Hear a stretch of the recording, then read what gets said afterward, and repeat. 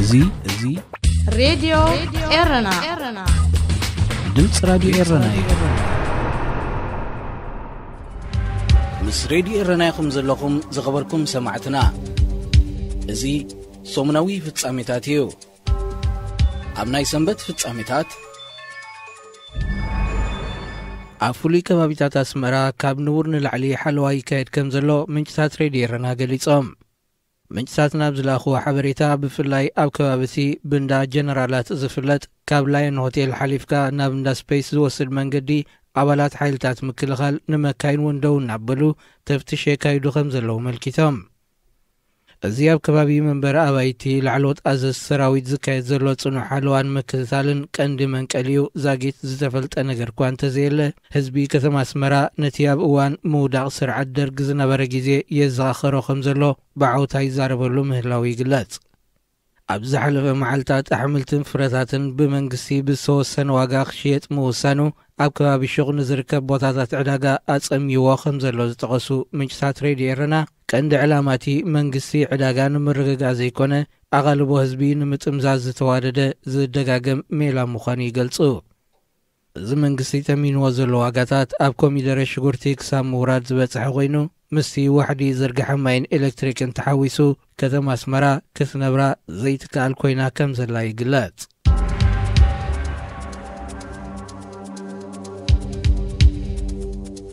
ኣብ ሊብያ ተቐይዶም ዝነበሩ ኤርትራውያን ዝርከብዎም 66 ስደተኛታት ናብ ሩዋንዳ ግዒዞም ቀደም ብ26 መስከረም ናብ ሩዋንዳ ዝገዓዙ ስደተኛታት ዜጋታት ኤርትራ ሶማልን ሱዳንን ምዃኖም ተፀዋዒ ስደተኛታት ውድብ ሕብራት ሃገራት ኣመልኪቱ እዞም 26 ትሕቲ ዕድመ ህፃናት ዝርከብዎም ኣብ ሊብያ ተዳጒኖም ዝነበሩ ስደተኛታት ኣብ መንጎ ተፀዋዒ ስደተኛታት ሕብረት ኣፍሪቃን ሩዋንዳን ብዝተገብረ ስምምዖም ዝግዕዙ ዘለዉ ወኪል ዩኤንኤችሲአር ኣብ ሩዋንዳ ብዛህቦ ቃል ን500 ሰባት ዘእንግድ ማዕስከር ስደተኛታት ተዳልዩ ከም ዘሎ ኣገልግሎት ሕክምና ቁሩብ ምህላውን ድሕሪ ምግላጽ እዞም 66 ስደተኛታት ናይ ፈለማ እብረ ምዃኖም ኣዘኻኺሩ ኣብ ሊብያ ተፀዋዒ ስደተኛታት ዝምዝገቦም ልዕሊ 3,000 ስደተኛታት እኳ እንተለዉ ቁፅሪ ናይቶም ኣብ ዘስካሕክሕ ኩነታት ተቐይዶም ዘለዉ ግና ልዕሊ 5,000 ከም ዝኾነ ይግለጽ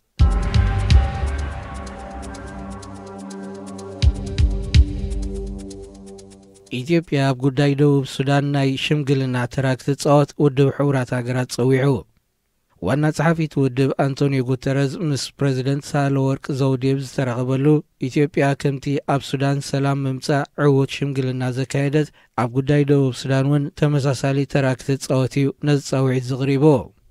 ፕሬዚደንት ኢትዮጵያ ብወገና ሃገራ ኣብ ዝሓለፈ ዓመትን መንፈቕን ኣብ ፖለቲካዊ ዲፕሎማስያውን ቁጠባውን ምዕባለ ዘምጻእቶ ለውጢ ድሕሪ ምግላጽ ኣብ መንጎ ዝተፈላለዩ ወገናት ደቡብ ሱዳን ምቅራብን ዕዉት ዘተ ሰላምን ክካየድ ድሌት ሃገራ ምዃኑ ገሊጻ ነሳብ ተወሳኺ ኣብ መንጎ ኤርትራን ጅቡትን ዝካየድ ዕርቀ ሰላም እውን ሙሉእ ብምሉእ ዕዉት ክኸውን መንግስቲ ኢትዮጵያ ጻዕርታቱ ክቕጽል ምዃኑ ገሊጻ ኤርትራ ምስ ጅቡቲ ዘለዋ ዶብ ዝመንቀልዩ ምስሕሓብ ብመንጎኝነት ቀዳማይ ሚኒስትር ኢትዮጵያ ዘተ ሰላም ዳግማይ ጀሚራ እኳ እንተላ እቲ ዘተ ብምስጢር ተታሒዙ ስለ ዘሎ ውፅኢቱን በፂሕዎ ዘሎ ደረጃን ንህዝቢ ተሓበረን ምስ ሬድዮ ኤረና ይኹም ዘለኹም ዝኸበርኩም ሰማዕትና እዚ ሰሙናዊ ፍጻሜታት እዩ ኣብ ናይ ሶኒ ፍጻሜታት ኣብ ሽወደን ከተማ የትቦሪ ካብ ሐሙስ 26 ክሳብ ትማል ሰንበት 29 መስከረም ኣብ ዝተኻየደ ምርኢት መጽሓፍትን ሕትመትን ኣብ ኩነታት ፕረስ ኤርትራ ዘተኮረ ዝተፈላለየ መደባት ቀሪቡ ኣብቲ ኤርትራውያንን ወጻእተኛታትን ጋዜጠኛታት ተጣበቕቲ ሰብኣዊ መሰላት ፖለቲከኛታትን ዝተፈላለዩ በጻሕቲ ምርኢትን ዝተረኽብሉ ናይ ዘተ መደባት መንግስቲ ኤርትራ ብልዕሊ ናጻ ፕረስ ዘለዎ ጓዕጻጽ ፖሊሲ ኤርትራዊ ሽወደናዊ ዳዊት ይስሐቅ ዝርከቦም ጋዜጠኛታት ን18 ዓመታት ምእሳር ኣመስኪርዎ ከም ዘሎ ተገሊጹ ይኹን እምበር መንግስቲ ሽወደን ኣብ ኤርትራ ናጻ ፕረስ ንምትባዕ ዝገበሮ ዝኾነ ኣበርክቶ ከም ዘየለን እኳ ዳ በንጻሩ ነቲ ናይ ሽወደን ዜግነት ዘለዎ ጋዜጠኛ ንኽፍታሕ ዘኽተሎ ዘሎ ፖሊሲ ዝሕትሉን ፍረ ዘይብሉን ምዃኑ ኣብቲ ኣጋጣሚ ተነቒፉ ኣብ ካልእ ኩርናዓት ናይቲ ንኩነታት ፕረስ ዝገልጽ ዝተፈላለየ መደባት ብኢጣልያዊ ዡንሉካ ኮንስታንቲኒ በብእዋኑ ክቐርብ ጸንሐ ናይ ስኬች ስእልታት ኣብ ማእሰርቲ ዝርከቡ ኤርትራውያን ጋዜጠኛታት ንምርኢት ቀሪቡ ኣብ ደጋጣሚ ኣብ ኤርትራን 6 ዓመታት ኣብ ማእሰርቲ ዝነበረት ገጣሚትን ጋዜጠኛ ሬድዮ ባና ነበረን ይርጋለም ፍስሓ ኣብ ኣብያተ ማእሰርቲ ኤርትራን ዘሎ ኣሰካሕያ ተሓዛ እሱራት ብዝምልከት ኣብ ዝተፈላለየ ኩርናዓት ኣብ ዝነበረ ናይ ዘተ ማዕድታት ናይ ስቃይ ተመክሮኣ ኣዘንትያ ዋና ሰናዳይ ናይ ሓንቲ ካፕተን ዝተዓጽዋ ናይ ብሕቲ ጋዜጣታት ዝኾነት ጋዜጣ ሰቲት ዝነበረ ኣሮን ብርሃነ ብወገኑ ቅድሚ 18 ዓመታት ዝነበረ ምግዑጻጽ ኩነታት ፕረስን ኣብ ምእሳር ዳዊት ዝርከቦም ብጾትን ዝነበረ ሃዋው ብዝምልከት ተዘክሮታቱ ኣካፊሉ ምርኢት መጽሕፍቲ ዮትቦሪ ዓመታዊ ዝካየድ ኮይኑ ካብ ሽወደንን ካልእ ክፍለ ዓለምን ኣሽሓት በጻሕቲ ዝሳተፍዎን ዝተፈላለየ ናይ ዘተ ማዕድታት ዝካየደሉን መደብ እዩ ኣብዚ ዓመታዊ ዝካየድ ምርኢት መጽሕፍቲ ዮትቦሪ ናይ ኩነታት ፕረስ ኤርትራን ማእሰርቲ ኤርትራዊ ሽወደናዊ ጋዜጠኛ ዳዊት ይስሐቅን ዝምልከት ዝተፈላለየ ንጥፈታት ክካየድ ጸኒሑ እዩ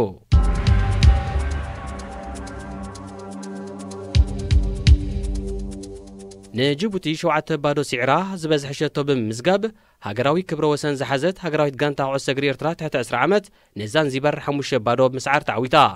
ኣቐዲማ ምስ ዩጋንዳ 1-1 ከምኡ ድማ ምስ ሱዳን 3-3 ዝተፈላለየት ሃገራዊት ጋንታ ኤርትራ ንጅቡቲ ግና 7 ባዶ ብምድሃቕያ ካብ ምድባ ቀዳመይቲ ኮይና ብምሕላፍ ኣብ ናይ ረብዒ ፍጻሜ ምስ ዛንዚባር ዝተረኸበት ኣብዚ ኣብ ዩጋንዳ ዝካየድ ዘሎ ግጥማት ሴካፋ ትሕቲ 10 ዓመት ሃገራዊት ጋንታ ኤርትራ ኣንጻር ጅቡቲ ዘመዝገበቶ 7 ባዶ ብዝሕሸቶ ኣብ ታሪኽ ኩዕሶ እግሪ ኤርትራ እቲ ዝበዝሐ እዩ ኣቐዲማ ሃገራዊት ጋንታ ኩዕሶ እግሪ ኤርትራ ትሕቲ 15 ዓመት ብ20 ነሓሴ ኣብ ስታድዮም ኣስመራ ምስ ሱዳን ኣብ ዘካየደቶ ናይ መጻረይ ግጥማት ሴካፋ 6 ባዶ ብምዕዋት ዝበዝሐ ዝተመዝገበ ሸቶ ተባሂሉ ሃገራዊ ክብረ ወሰን ሒዝዩ ጸኒሑ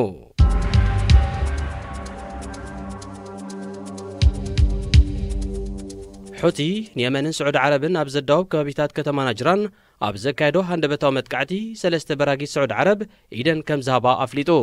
ኣፈኛ ሰራዊት ሑቲ ብዝሃቦ መግለጺ በቲ ዝተኻየደ መጥቃዕቲ ኣብ ሰብን ንብረትን ሰራዊት ስዑድ ዓረብ ከቢድ ጉድኣት ከም ዝወረደ ብምጥቃስ ብዝሕ ናይቶም ተማሪኾም ዘለዉ ወተሃደራት ስዑድ ዓረብ ልዕሊ 1,000 ከም ዝበጽሕ ሓቢሩ እዚ ሑቲ ዘካየዶ ናይ ኣጋር ስርሒት እቲ ዝዓበየ ምዃኑ ተገሊጹሎ ይኹን እምበር ስዑድ ዓረብ ብዛዕባ እቲ ኣብ ልዕሊ ሰራዊታ ወሪዱ ዝበሃል ዘሎ ከቢድ ክሳራታት ይኹን ምምራኽ ኣህዱታታ ዝኾነ መግለጺ ኣይሃበትሉን ሑቲ ነቶም ማሪኾም ዘሎ ልዕሊ 1,000 ወተሃደራት ስዑድ ዓረብ ብምሕረት ከፋንዎም ምዃኑ ብ29 መስከረም ኣብ ዝሃቦ መግለጺ ሓቢሩ እቲ መጥቃዕቲ ስዑድ ዓረብ ከፊላዊ ምቁራጽ ተኽሲ ከተተግበር ምዃና ድሕሪ ምፍላጣ እዩ ተኻይዱ ኣቐዲሙ ሑቲ ሒደት መዓልታት ድሕርቲ ብ14 መስከረም ኣብ ልዕሊ ትካላት ነዳዲ ስዑድ ዓረብ ዘካየዶ መጥቃዕቲ ምቁራጽ ተኽሲ ከም ዝኣወጀ ዝዝከር እዩ እንተኾነ እቲ መጥቃዕቲ ኢድ ኢራን ዘለዎ ዳ እምበር ናይ ሑቲ ጥራይ ከም ዘይኮነ ስዑድ ዓረብን መሻርኽታን ይወቕሳ ምስ ሬድዮ ኤረና ይኹም ዘለኹም ዝኸበርኩም ሰማዕትና እዚ ሰሙናዊ ፍጻሜታት እዩ ኣብ ናይ ሰሉስ ፍጻሜታት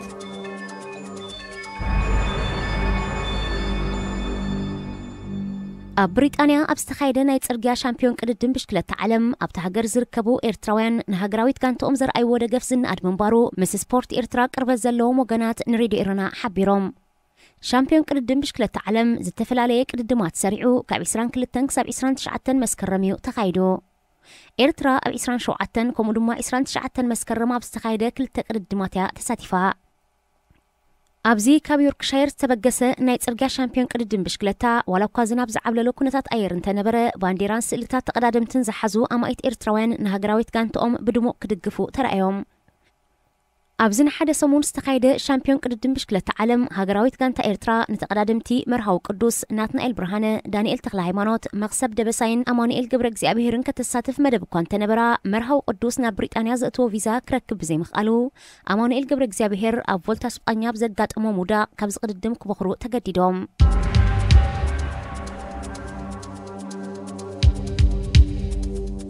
ወዲ ፕሬዚደንትን ምክትል ኣቦኡን ዝኾነ ቴዎዶር ኣብያንግ ከም ፌራሪ ላምፖርጊንን ካልእን ዝኣመሰላ ዘመናውያን ናይ መጋየፂ መካይን ብጨረታ ክሽየጣ ኣኽባር ሕጊ ስዊዘርላንድ ዝወሰነሉ ምኽንያት ብብልሽውና ዝተጠረ ገንዘብ ተሃገር ክመልስ ብዘይምኽኣል እዩ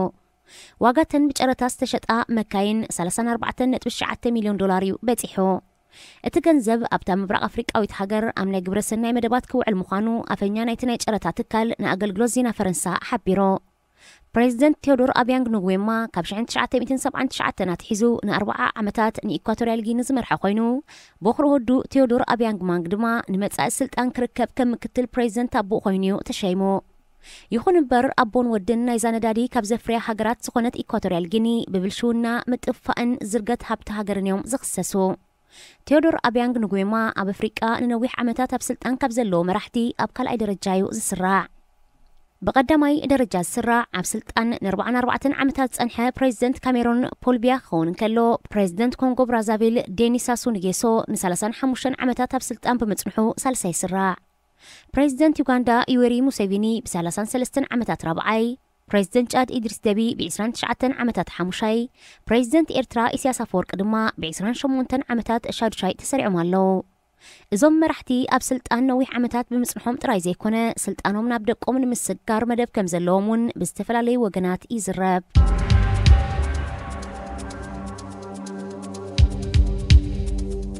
ሓደ ካብ እሙናት ዓጀብቲ ንጉስ ሳልማን ምዃኑ ዝተገልጸ ሜጀር ጀነራል ዓብደልዓዚዝ አልፋግሃም ተቐቲሉ ኣቀታተላ እቲ ሓደ ካብ ፍሉያት ኣባላት ሓልዋ ንጉስ ስዑድ ዓረብ ኣካትዓ ኮይኑሎ ቴሌቪዥን ተሃገር ኣብ ዘመሓላለፈቶ ዜና እቲ ጀነራል ኣብ ውልቃዊ ባእሲ ከም ዝተቐትለ ካብ ምግላጽ ሓሊፋ ዝርዝራዊ ሓበሬታ ኣይሃበትን እንተኾነ ሓያሎ ማዕከናት ዜና ዓለም እቲ ቅትለት ምስ ወዱ ንጉስ ሳልማን ወራስ ዓራት መሐመድ ቢን ሳልማን ይተሓሕዙ ኣለዋ ድሕሪ ብኡ ስልጣን ክርከብ ኣብ መስርሕ ዘሎ መሐመድ ቢን ሳልማን ጸለውትዮም ንዝበሎም ስዑዳውያን ሰብ ሃብቲ ፖለቲከኛታትን ጋዜጠኛታትን ኣብ ምህዳን ፍሉይ ስርሒታት የካይድ ከም ዘሎዩ ዝውቀስ ዝሓለፈ ዓመት ኣብ ቱርኪ ኣብ ዝርከብ ኤምባሲ ስዑድ ዓረብ ዝተቐትለ ስዑዳዊ ጋዜጠኛ ጀማል ቀሾጊ ኢድ ወራስ ዓራት ስዑድ ዓረብ መሐመድ ቢን ሳልማን ከም ዘለዎዩ ዝጥርጠር ሬድዮ ኤረና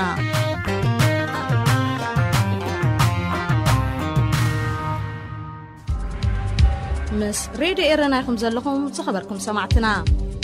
እዚ ሰሙናዊ ፍጻሜታት እዩ ኣብ ናይ ረቡዕ ፍጻሜታት ኣብ ጎንደር ከባቢ ጭልጋብ ሳልስተ ዚያብ ዝተኻየደ ናይ ብሔር ግጭት ብውሕዱ 27 ከም ዝተቐትሉ ወኪል ሬድዮ ኤረና ካብቲ ቦታ ንዝርከቡ ናይ ዓይኒ መሰኻክር ብምውካስ ኣረጋጊጹ በቲ ኣብ መንጎ ዕጡቓትን ወተሃደራት ክልል ኣምሓራን ዝተኻየደ ግጭት ሓያሎ ከም ዝቆሰሉ ዝሓበሩ እቶም ናይ ዓይኒ መሰኻክር ሬሳን ቁስላትን ወተሃደራት ናይቲ ክልል ኣዘዞ ናብ ዝተባህለ ማዓስከር ክውሰዱ ከም ዝረኣዩ ጠቒሶም እቲ ግጭት ኣብ መንጎ ዕጡቓት ቅማንትን ፍሉይ ሓይሊ ክልል ኣምሓራን ከም ዝተኻየደ ዘመልከቱ ካልኦት ምንጭታት ብወገኖም ኣብ ጎንደር ከባቢ ኣዘዞ ከቢድ ውጥረት ሰፊኑ ከም ዘሎ ኣመልኪቶም ኣብ ክልል ኣምሓራ መንጎ ተወላዶ ቅማንትን ብሔር ኣምሓራን ናይ መንነትን ዋንነት መሬትን ግጭታት ክካየድ ምጽንሑ ዝፍለጥ እዩ መንግስቲ ኢትዮጵያ ነቲ ጸጸኒሑ ኣብ ኩሉ ኩርናዓት ሃገር ዝነትግ ዘሎ ናይ ብሔር ግጭታት ከኽውሎ ይጽዕር ከም ዘሎ ዝገለጹ ዝተፈላለዩ ወገናት ሃገር ኢትዮጵያ ገና ካብዚ ሓደጋዚ ከም ዘይተናገፈት ኣተሓሳሲቦም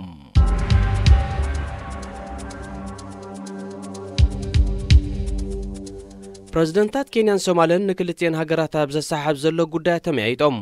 እቶም መራሕቲ ጎኒ ጎንቲ ኣብ ኒውዮርክ ዝተኻየደ መበል 74 ሓፈሻዊ ጉባኤ ሕቡራት ሃገራት ኣብ ዘካየድዎ ርክብ ንክልቲአን ሃገራት ኣተፋኒኑ ዝርከብ ጉዳያት ብዘተን ዲፕሎማስን ክፍታሕ ኣብ ዝብል ጉዳያት ከም ተዘራረቡ ዲፕሎማሰኛታት ኣረጋጊጾም እቲ ርክብ ብእዋናዊ ኣቦ ወንበር ሕብረት ኣፍሪቃን ፕሬዝደንት ግብፅን ዓብደልፈታሕ አልሲሲ ዝተማእከለ ኮይኑ ፕሬዝደንት ጅቡቲ እስማኤል ዑመር ገለውን ተረኺቡ ነይሩ بسفيح مايوي كفال مسحاب زركبا كينيان سومالن متفنانن الناباسه دوبات كساب معصاو قطاو براتات كساب مقادن امباسادرات كساب مسغواغن بصحنين ابلعل زي منغست كينيا كاب الصومال تفلين ناي غزارسن محدرات نزقما زوباتات صومال وقعوي افلطو كساب مهاب زبصح سغومتي كم زوسديو منغست صومال زوقس نبريزيدنت كينيا هورو كينياتان بريزيدنت صومال محمد فارماجون نابنايزه مقادن مقرابوم أقدموا بقدامي منستر إثيوبيا استخايد فتنتات أي تعوتن أزي قني أخيبا حبرات هاجرات أب نيويورك استخايد ركب كل يوم مرحتي قرواب التاجرات نتي ناباسك متسنحم السحاب كهد تثبيتي كبرلو نكلتين هاجرات زي السحاب زلو وننت ما يوقفال هندا وكيانوس نمفتحو منجس الصومال نتي قداي أب نيزرلاندس كتما هيجنا بزركب أهجروا بيت فردي كسجاجرون كله منجست كينيا بحبرة أفريقيا كشم جاليوز دلي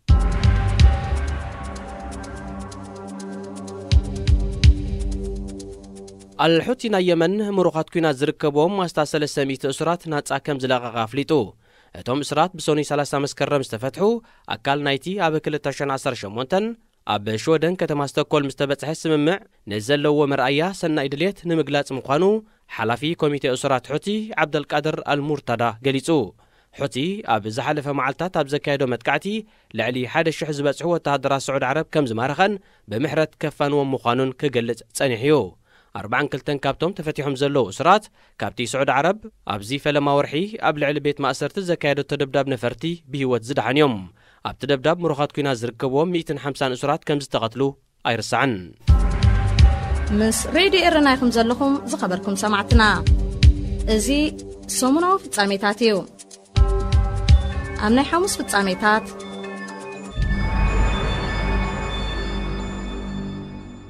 ሓሙሽተ ተጻወቲ ኩዕሶ እግሪ ኤርትራ ዕቑባ ንምሕታት ተሰዊሮም ልኡኽ ኣሜሪካ ብጉዳይ ሰብኣዊ መሰላት ናብ ኤርትራ በፂሑ ፈረንሳ ዋዕላ ወፍሪ ሱዳን ከተእንግድ ቅርብቲ ከም ዘላ ገሊጻ ኣርእስታት ዜና ክትሰምዑ ጸኒሕኩም ክቡራት ሰማዕትና ዝርዝሩ ይቕጽል ኣብ ዩጋንዳ ብዝካየድ ዘሎ ግጥማት ሴካፋ ትሕቲ 20 ዓመት ትሳተፍ ዘላ ሃገራዊት ጋንታ ኤርትራ ሓሙሽተ ካብ ተጻወታ ዕቑባ ንምሕታት ከም ዝተሰወሩ ሓንቲ ካብ ዓበይቲ ማዕከናት ዜናታ ሃገር ዴይሊ ሞኒተር ገሊጻ እቶም ኣብ ጂንጃ ካብ ዝርከብ ሆቴል ከም ዝሃደሙ ዝግለጹ ዘለዉ ሓሙሽተ ተጻወቲ ሄርሞን ፍሳሐ ዮሃንስ መዋእል ተስፋ ዮሴፍ ስምዖን ኣስመላሽ መኮንን ደይበን ግብፃዊ ህንፃብን ቀዳማይ ተሰላፊ ሓላው ውልዳት ናይታ ሃገራዊት ጋንታ ግርማይ ሃኒባል እዮም ኣቦ እምበር ሃገራዊት ኮሚቴ ግጥማት ሴካፋ ትሕቲ 20 ዓመት ኣይማብል ሃሚባና ሓሙሽተ ተጻወቲ ሃገራዊት ጋንታ ኤርትራ ብሰሉስ ሓደ ጥቅምቲ ካብ ሆቴሎም ከም ዝሃደሙ ብምርግጋጽ ካልኦት እውን ኣሰሮም ከይስዕቡ ሓለዋ ይካየድ ከም ዘሎ ሓቢሩ ኣሰልጣኒት ሃገራዊት ጋንታ ኤርትራ ኣለም ሰገድ ተስፋይ ብዛዕባ ህድማ ተጻወቲ ተሓቲቱ ንዴይሊ ሞኒተር ኣብ ዝሃቦ መልሲ ገለ ካብ ተጻወቲ ብሕማም ከም ዝተረፉ ይገሊጹ እዞም ተጻወቲ ከም ዝተሰወሩ ዝግለጽ ዘሎ ሃገራዊት ጋንታ ኤርትራ ምስ ኬንያ ናይ ፍርቂ ፍጻሜ ወሳኒ ግጥም ንምክያድ ኣብ እትቀራረበሉ ዝነበረት እዋን እዩ ኣብቲ ትማሊ 2 ጥቅምቲ ዝተኻየደ ናይ ፍርቂ ፍጻሜ ግጥም ኬንያ ንኤርትራ ሓደ ብባዶ ስዒራ ኣብ ናይ ፍጻሜ ግጥም ሓሊፋላ ብኣግማል ቀይሕ ባሕሪ ትፍለጥ ሃገራዊት ጋንታ ኤርትራ ብሰሉስ ሓደ ጥቅምቲ ሓሙሽተ ካብ ወሰንቲ ተጻወታ ዕቑባ ንምሕታት ድሕሪ ምስዋሮም ምስ ኬንያ ዝነበራ ግጥም ጸሊዋ ክኸውን ከም ዝኽእል ይግመት ንኤርትራ ብጸቢብ ስዒራ ናብ ናይ ፍጻሜ ግጥም ዝሰገረት ኬንያ ንዋንጫ መን ወሰደ ምስታ ንሱዳን ስዒራ ዝሓለፈት ታንዛንያ ክትራኸብ እያ ሃገራዊት ጋንታ ኤርትራ ትሕቲ 20 ዓመት ምስ ጅቡቲ ብዘካየደቶ ናይ መጻረዪ ግጥም 7 ብባዶ ብምስዓር ሃገራዊ ክብረ ወሰን ዝሓዘት እያ ኣብ 2012 18 ኣባላት ተጻዊት ጋንታ ኩዕሶ እግሪ ኤርትራ ኣብ ዩጋንዳ ከም ዝተረፉ ይዝከር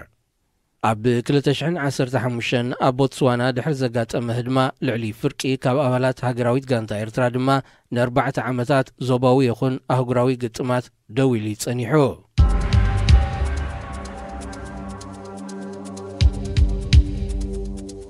ካብ ኣብያተ ጽሕፈት ዴሞክራሲ ሰብኣዊ መሰላት ዕዮን ኣህጉራዊ መሰል ሃይማኖታትን ኣሜሪካ ዝተወከለ ልኡኽ ካብ 26 ክሳብ 28 መስከረም ኣብ ኤርትራ ምብጻሕ ከም ዘካየደ መርበብ ሓበሬታ ኤምባሲ ኣሜሪካ ካብ ኣስመራ ኣፍሊጡ እቲ ልኡኽ ኣብ ናይ ኤርትራ ዑደቱ ምስ ሰበስልጣን መንግስቲ ማሕበረሰብ ዲፕሎማስን መራሕቲ ሃይማኖትን ከም ዝተዘራረበ እቲ ኤምባሲ ገሊጹ ይኹን እምበር ዝርዝር ናይቲ ዝተዘተየሉ ነጥብታት ይኹን ዝተራኸቦም ኣካላት ኣየነጸረን ፕሬዚደንት ዶናልድ ትራምፕ ከቢድ ምግሃስ መሰል እምነታት ካብ ዝፍጸመለን ኤርትራ ትርከበን ሃገራት ንዝተወከሉ ኣመንቲ ኣብ 17 ሓምለ ኣብ ቤት ጽሕፈቱ ብኣካል ረኺቡ ከም ዘዘራረቦም ይዝከር ኣብቲ ጋጣሚ ብሰንኪ እምነታ ኣብ ኤርትራ ተኣሲራ ዝነበረትን ክሳብ ኣካላዊ መጉዳእቲ ዝበጽሓን ዘማሪት ሄለን ብርሃነ ብዛዕባ ኣብ ኤርትራ ዘሎ ስቓይ ኣመንቲ ብዝምልከት ንፕሬዚደንት ትራምፕ ገሊጻትሉ እያ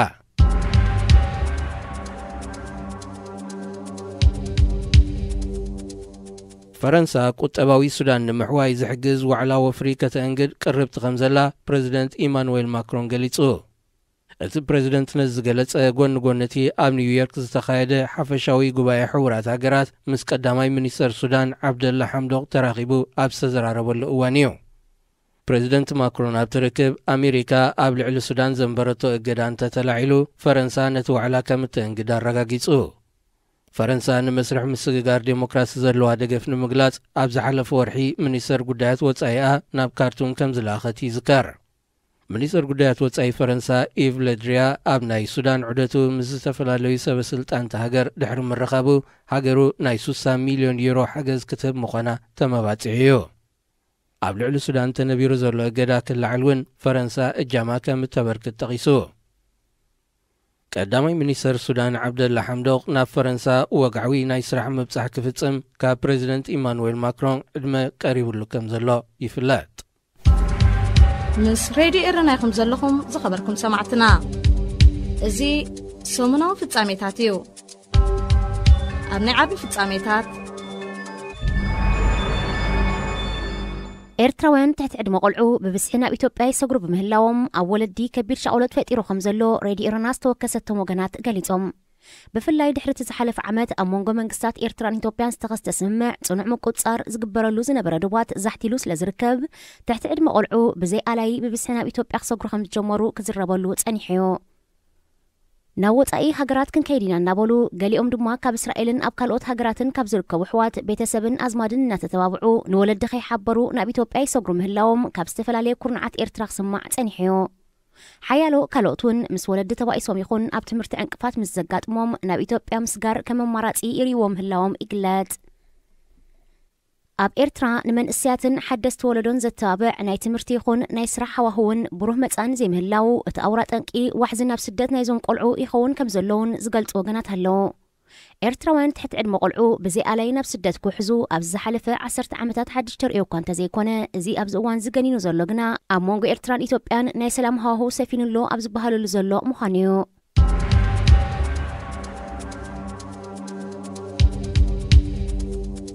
ኣብ ጀርመን ዞባ ባቫርያ ከባቢ ከተማ መሚንገን ሓያሎ ደቂ ኣንስትዮ ብምዕማቕ ዝተኸሰሰ ኤርትራዊ 14 ዓመታት ክእሰር ተፈሪድዎ። እቲ ዓሊ ዝተባህለ ወዲ 26 ዓመት መንእሰይ ኣብ ታሕሳስ 2018 ንሰለስተ ደቂ ኣንስትዮ ብምዕማፅን ፈተነ ብምክያድን ተኸሲሱ። ጉዳዩ ንኣስታት 1 ዓመት ክጻረ ድሕሪ ምጽናሕዩ ብሓደ ጥቅምቲ ብይን ተዋሂብዎ። እቲ ሓታት ዕቑባ ምዃኑ ዝተሓበረ ኤርትራዊ ነቲ ዝቐረበሉ ክስታት ከም ዘይወዓሎ ብጠበቑ እኳ እንተተኸራኸረ ዝቐረበ መርትዖታት ግና ገበነኛ ከብሎ ከም ዝኸኣለ ማዕከን ዜና ቤልድ ሓቢሩ።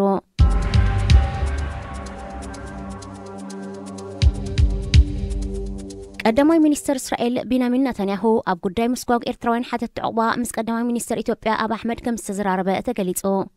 ማዕከን ዜና ታይምስ ኦፍ እስራኤል ብፌስቡክ ብቪድዮን ዝተፈነወ ናይ ተቀዳማይ ሚኒስተር ናይ ምርጫ ዘመተ ብምጥቃስ ኣብ ዘቕረቦ ሓበሬታ ኤርትራውያን ካብ እስራኤል ንምስጓጎም ዝተበላሓተ ሜላ ከም ዘለዎ ከም ዝገለጸዩ ነታንያሁ ዝሕብር። እንተኾነ ብዛዕባ ቀዳማይ ሚኒስተር እስራኤል ዝሃቦ መግለጺ ብወገን ቀዳማይ ሚኒስተር ኢትዮጵያ ዝተዋህበ መምርሒ የለን። ቀዳማይ ሚኒስተር ኢትዮጵያ አብይ አሕመድ ዝሓለፈ ወርሒ መስከረም ናብ እስራኤል ኣብ ዘካየዶ ወግዓዊ ናይ ስራሕ ምብጻሕ ምስ ቀዳማይ ሚኒስተር ቢንያሚን ነታንያሁ ኣብ ሓያሎ ጉዳያት ከም ዝዘተዩ ዝዝከር እዩ። ቀዳማይ ሚኒስተር እስራኤል ኣብ ጉዳይ ምስጓግ ኤርትራውያን ብዝምልከት ምስ መራሕቲ ሩዋንዳን ኡጋንዳን እውን ተደጋጋሚ ዝርርባት ከም ዘካየደ ኣይርስዓን። እንተኾነ መራሕቲ ሩዋንዳን ኡጋንዳን ብድሌቶም ካብ እስራኤል ንዝመጹ ኤርትራውያን ደኣምበር ብግዴታ ንዝስጎጉ ክቕበላ ከም ዘይተሰማምዑ ዝጠቕሱ። ፕሬዚደንት ኢሳያስ አፈወርቂ ኣብ እስራኤል ዝርከቡ ኤርትራውያን ናብ ኤርትራ ክስጎጉ እንተኾይኖም መንግስቲ እስራኤል ንነፍሲ ወከፍ ዝሰጉ ኤርትራዊ $50,000 ንመንግስቲ ኤርትራ ክኸፍል ከም ዘለዎ ከም ዝሓበሮም ኣብ ዘካየዶ ቃለ መጠይቕ ምግላጹ ኣይርስዓን። ኣብ እስራኤል ኣስታት 30,000 ኤርትራውያን ሓተት ዕቑባን ስደተኛታትን ከም ዘለው ጸብጸባት ሃገር የመልክቱ። ኣብዚ ዝሓለፈ 5 ዓመታት ኣስታት 14,000 ኤርትራውያን በብዝተፈላለየ መንገዲ ካብ እስራኤል ወጽዮም እዮም። هذه إذاعة إرنا. هنا إذاعة إرنا الدولية.